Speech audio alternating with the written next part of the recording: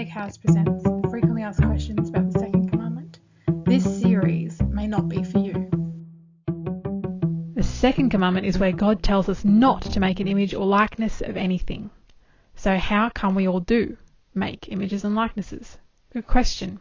In this video, I'll address frequently asked questions with regards to the Second Commandment. Excerpts taken from The Image of the Beast versus Image of God by Mimi Emmanuel. I'm not sure.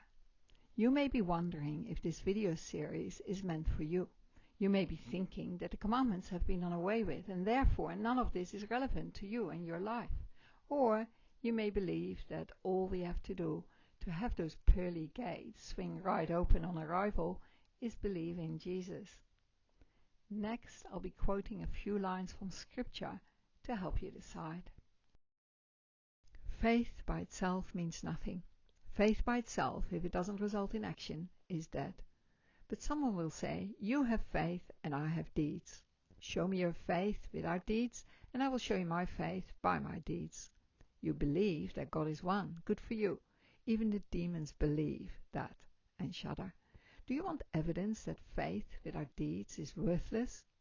James chapter 2, verses 17 to 20. Just quickly before we continue, by this everyone will know that you are my disciples, if you love one another. John 13:35. Master, said John, we saw someone driving out demons in your name, and we tried to stop him because he does not accompany us. Do not stop him, Jesus replied, for whoever is not against you is for you. Luke 9:49-50, Mark 9:38-40. There are Christians who've done away with the commandments and been made holy just by believing in Jesus. This slideshow is not meant for you.